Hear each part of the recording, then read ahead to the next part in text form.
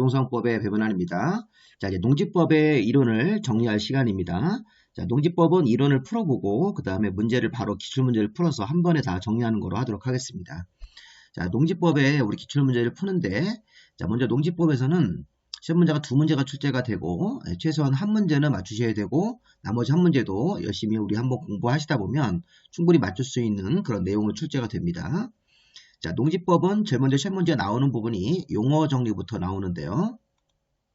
자, 출제 포인트는 농지법의 규제를 받는 농지의 정의가 있습니다. 자, 우리 법에는 항상 정의가 있고 농지법의 규제를 받는 농지는 이렇게 네 가지 형태가 있기 때문에 그 네 가지 형태 중에 하나만 걸리면 농지법상 농지가 된다. 그래서 농지법 규제를 받는 겁니다. 그리고 농지법상 농업인에 대한 또 정의가 있죠. 농지법상 농업인으로 인정될 수 있는 농업인에 대한 정의가 있고 농업법인이 이 두 가지가 있으니까 그런 내용들을 출제 포인트로 잡으시면 되겠습니다. 이런 부분에는 요거 말고도 뭐 농업 경영, 그 다음에 자경, 위탁 경영, 농지 전용 같은 용어도 있는데 뭐 그런 부분들은 뭐 특별히 시험 문제에서 다루진 않습니다. 자, 그래서 한번 그 이론은 정리를 해볼 겁니다. 자, 먼저 문제 풀기 전에 이론을 먼저 한번 보시죠. 자, 농지법의 규제를 받는 농지는 다음 각호 어느 하나에 해당되면 농지법상 농지가 됩니다. 자, 일단 지목이 전답 과수원이면 이건 무조건 농지입니다. 두 번째, 자, 법적 지목에도 불구하고 지목이 전답 과수원이 아니고 뭐 잡종지나 임야 같은 법적 지목에도 불구하고 자, 실제 농작물을 경작하거나 다년생 식물을 재배하고 있으면 농지가 된다. 자, 그리고 벼농사 같은 것들은 1년짜리 경작이고 이 다년생 식물은 여러 해를 재배해서 수확하는 게 다년생 식물인데 이 다년생 식물은 여기 목초, 인삼, 과실, 유실수, 조경이나 관상용 수목의 묘목 이런 것들을 재배하고 있으면 다 이게 여러 해를 길러서 내다 파는 거기 때문에 이게 다년생 식물로 볼 수 있습니다. 자, 그런데 문제는 뭐냐면 여기 보시면 관상용 수목에 시험 문제가 이게 나왔었는데 자, 관상용 수목이나 묘목 같은 것들을 재배하고 있다는 얘기는 내다 팔려고 자, 매수인이 나타나면 내다 팔려고 하는 그런 수목이나 묘목을 재배하고 있으면 이게 다년생 식물의 재배지가 돼서 농지가 되는데 자, 이 수목이나 묘목 같은 것들 관상용 수목이나 묘목을 조경 목적으로 우리가 이렇게 건물 같은 걸 짓고 주변에 조경 목적으로 이 묘목 같은 거를 식재했을 때는 이거는 다년생 식물의 재배지가 아니라는 겁니다. 자, 우리가 지금 목초나 인삼, 과실, 유실수, 조경이나 관상용 수목이나 묘목을 재배하고 있는 것은 돈을 벌려고 이런 것들을 심는 거죠. 그럼 그런 것들은 다 농지가 되는데 이게 조경 목적으로 관상용 수목이나 묘목을 자, 관상용 수목과 묘목 같은 것들을 조경 목적으로 건물을 이렇게 짓고 주변에 조경 목적으로 관상용 묘목 같은 걸 심었을 때는 돈 벌려고 하는 게 아니라 나의 건물에 조경을 위해서 심었을 때는 그거는 다년생 식물의 재배지가 아니니까 이거 한번 잘 생각해 보십시오. 이 하얀색으로 써 있는 재배지는 돈을 벌기 위해서 이런 나무들이라든가 인삼이라든가 과실, 유실수를 기르는 거고 여기 조경 목적의 묘목의 식지라고 하는 것은 이거는 건물을 짓고 주변에 조경 목적으로 하는 거기 때문에 내 건물을 위한 조경 이런 것들을 위해서 묘목 같은 걸 심는 재배지는 이거는 다년생 식물의 재배지가 될 수가 없다는 겁니다. 이거 한번 잘 이해해 보십시오. 자, 그 다음에 1번이나 2번 토지. 자, 1번 토지가 전답 과수원이면 농지고 무조건 법적 지목에도 불구하고 예를 들어서 전답 과수원이 아닌 잡종지나 임야라고 하더라도 실제 경작이나 재배지로 쓰고 있으면 농지다. 그런데 1번이나 2번 토지에 설치된 계량시설 부지. 자, 농업활동 하는데 꼭 필요한 유지, 저수지 같은 거, 양배수시설, 농로 같은 것들이 설치된 부지도 이게 계량시설 부지가 설치된 토지도 농지로 보는 거죠. 1번이나 2번 토지에 계량시설 부지인 유지, 양배수로 농로 같은 것들이 설치된 땅도 농지가 되고 마지막으로 1번이나 2번 토지에 농축산물 생산시설 자, 고정식 온실이라든가 비닐하우스 같은 거 축사나 곤충 사육사 간이 퇴비장 농막 같은 것들, 이제 농막 같은 거 많이 짓죠. 이런 것들 짓는 것들도 농축산물 생산시설 부지로 농지가 된다는 것입니다. 그래서 농막 같은 것들이 설치된 토지도 농지가 되는 거죠. 요 퇴비장, 축사, 온실이나 비닐하우스, 버섯 재배사 같은 것들이 설치된 토지도 농축산물 생산시설이 설치된 토지이기 때문에 농지가 되는 겁니다. 그래서 1번 농지, 2번 농지, 3번 농지, 4번 농지가 있으니까 이 4개 중에 어느 하나만 걸리면 농지법상 농지가 되는 겁니다. 자, 그런데 자, 조심할 게 있습니다. 농지에서 제외되는 토지가 있습니다. 자, 여기 1, 2, 3번에 해당되면 이거 농지법상 농지에서 제외해가지고 대표적인 게 3번 같은 거 시험 문제 한번 나왔었죠. 자, 초지법상 초지는 농지법상 농지에서 무조건 제외합니다. 자, 그리고 지목이 전답 과수원이 아닌 뭐 임야는 제외하고 임야는 여기 써 있으니까 제외하는 겁니다.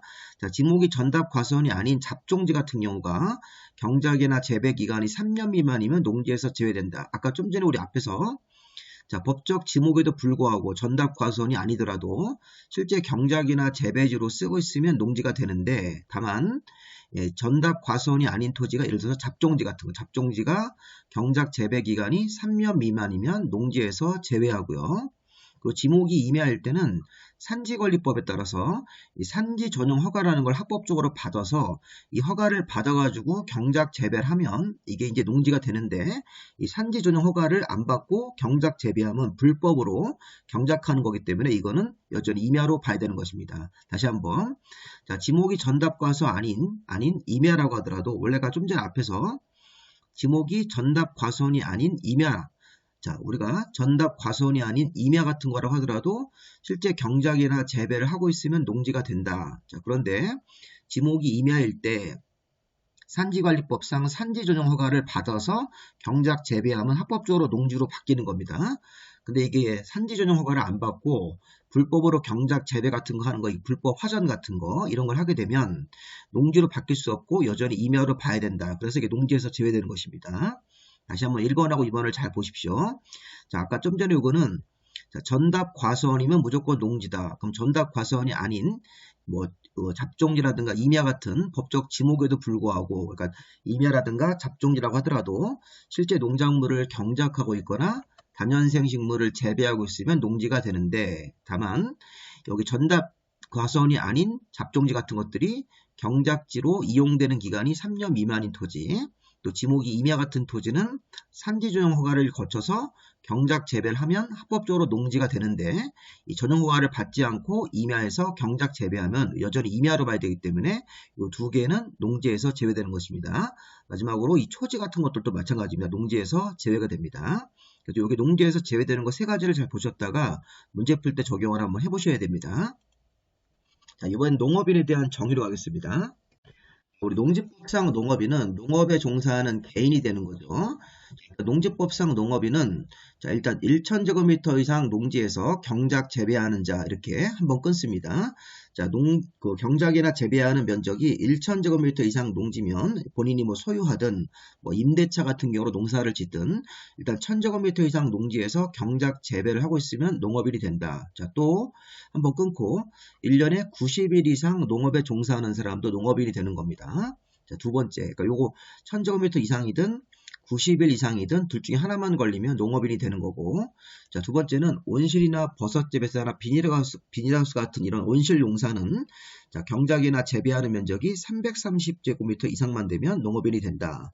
자, 이번에는 이제 가축수, 대가축 2두, 중가축 10두, 소가축 100두, 그 다음에 꿀벌 같은 경우를 10군 이상, 그 벌통수로 10군 이상, 자, 가금 1000수 이상, 그 다음에 1년 중 120일 이상 축산업에 종사하는 자. 자, 지금 요 가축수가 대가축에 걸리든 중가축에 걸리든 소가축에 걸리든 꿀벌에 걸리든 여기 가금 1000수 이상에 걸리든 하나만 걸리면 농업인이 되고 또 이런 것들을 적용하지 않고 1년에 120일 이상 축산업에 종사하는 사람도 농업인이 되는 겁니다.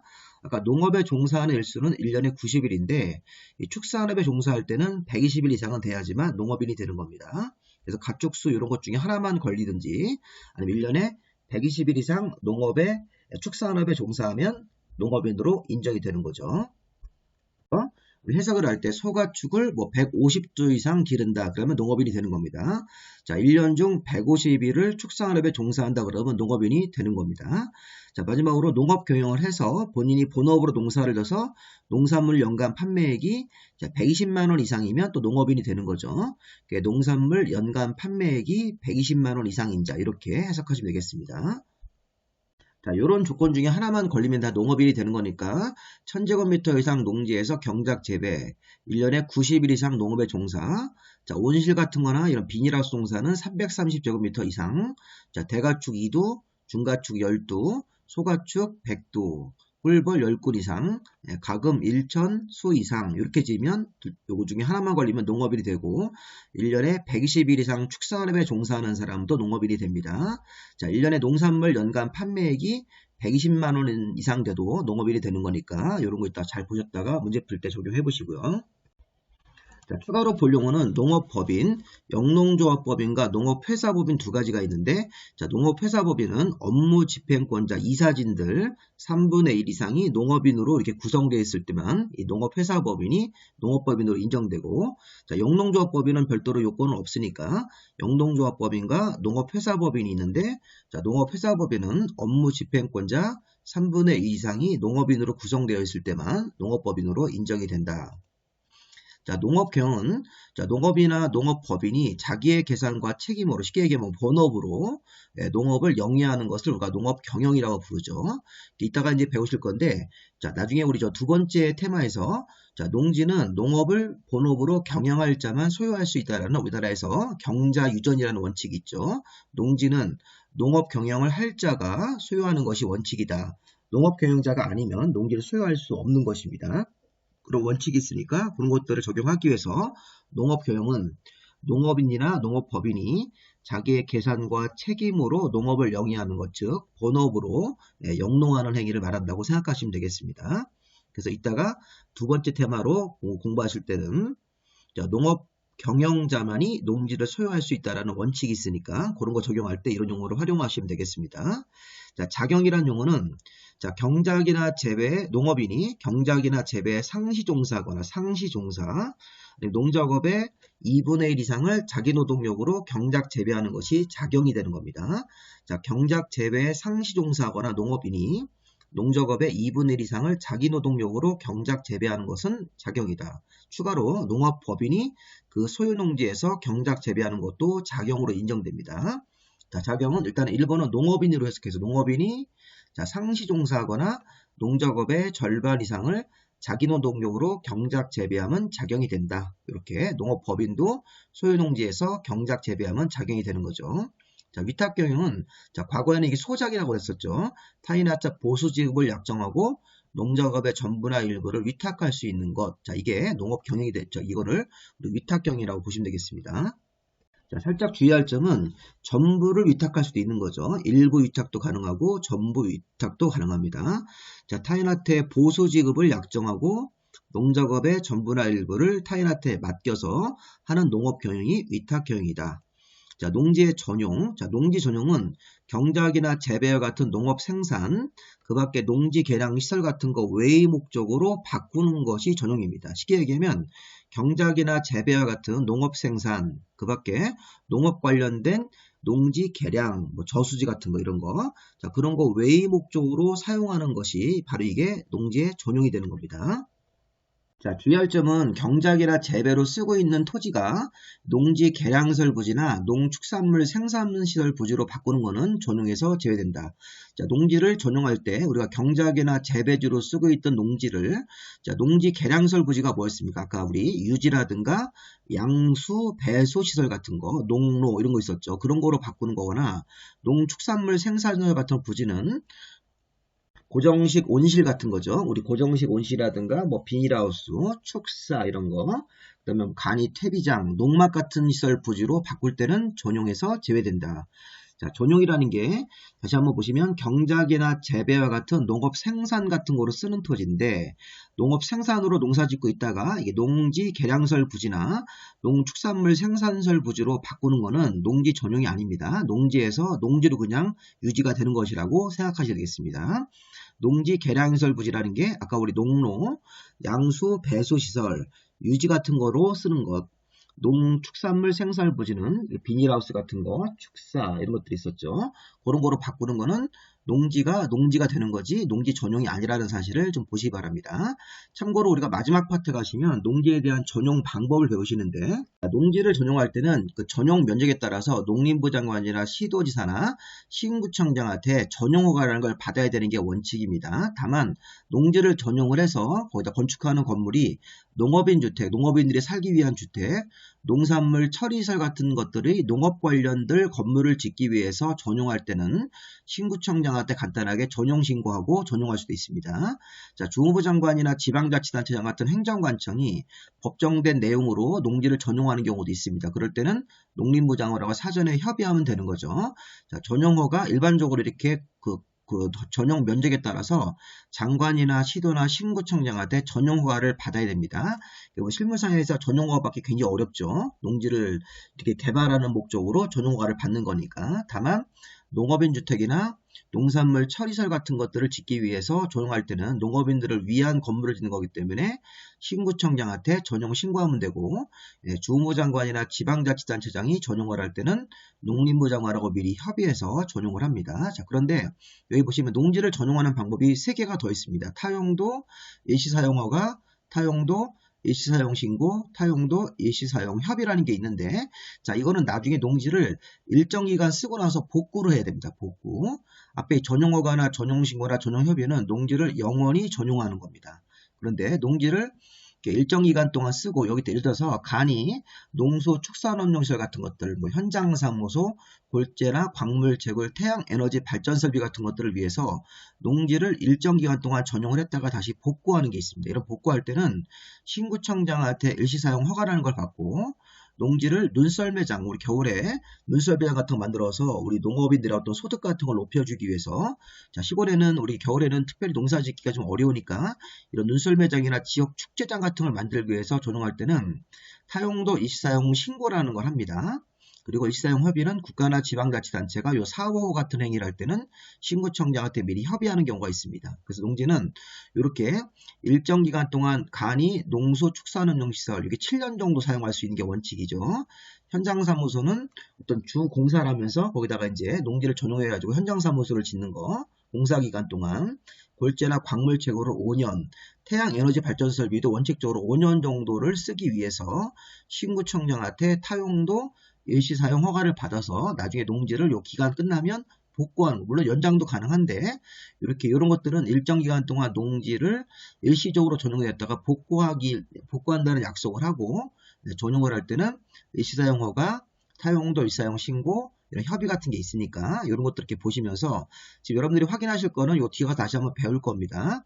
농지를 전용하는 방법은 자, 이렇게 6가지가 있었습니다. 전용허가, 전용신고, 전용협의는 농지를 영원히 전용하는 겁니다.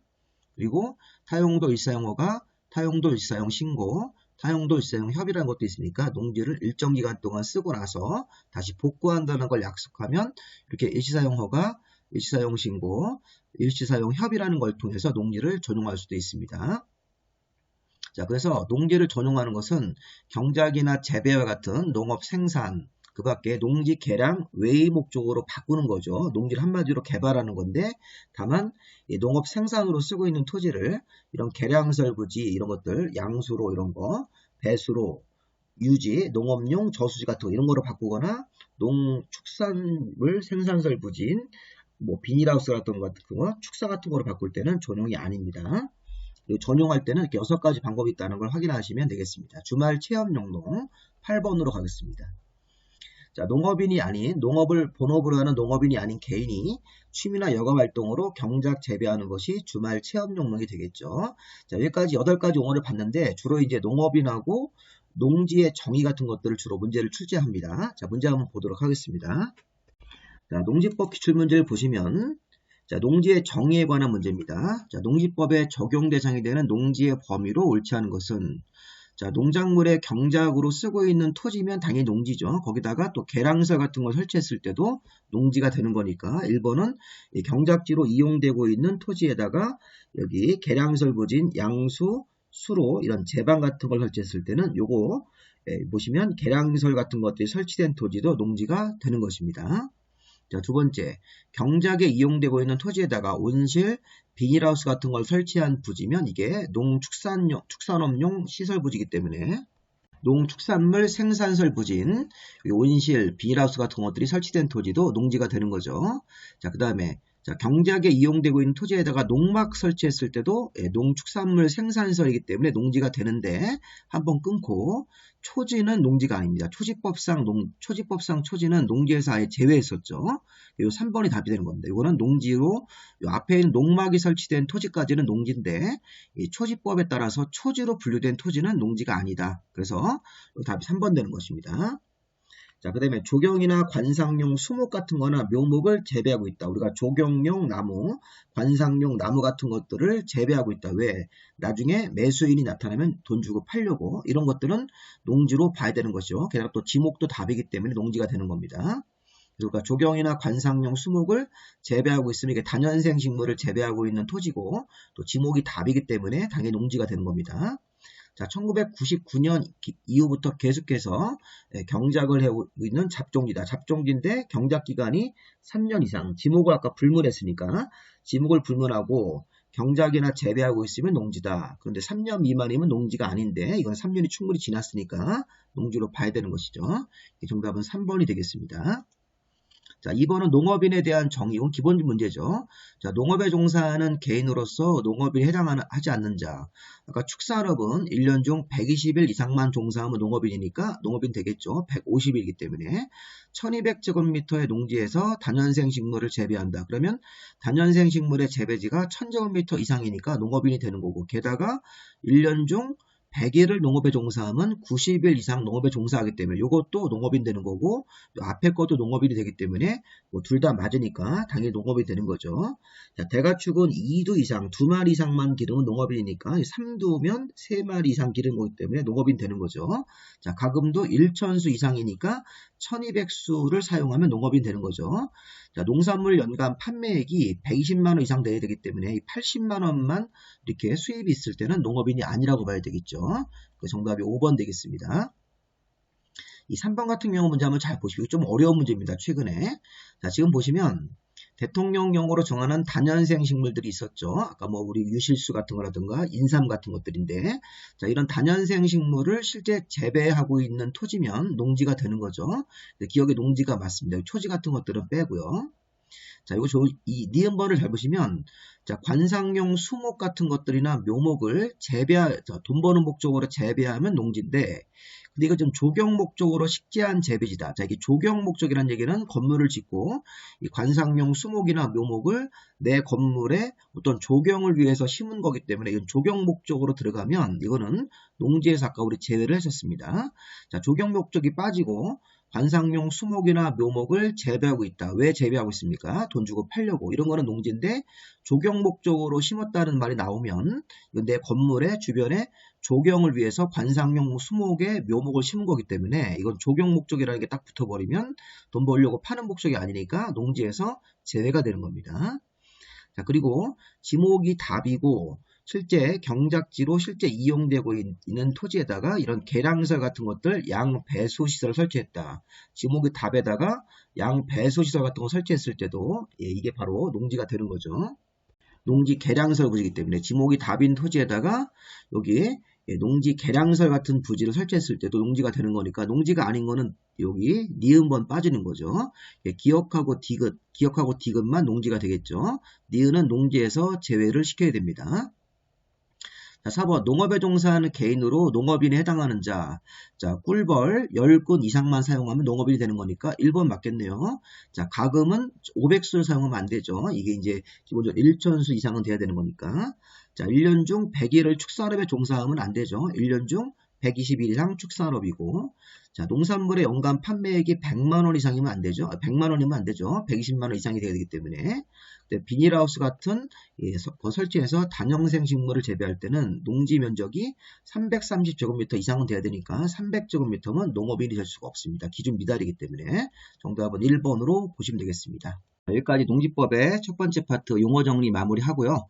자, 그다음에 우리 교재 구입을 안내해드리면 제가 지금 강의하는 거는 이 공법에 제가 실력 요약집을 발간을 해서 이걸 기초로 해서 강의를 드리고 있습니다.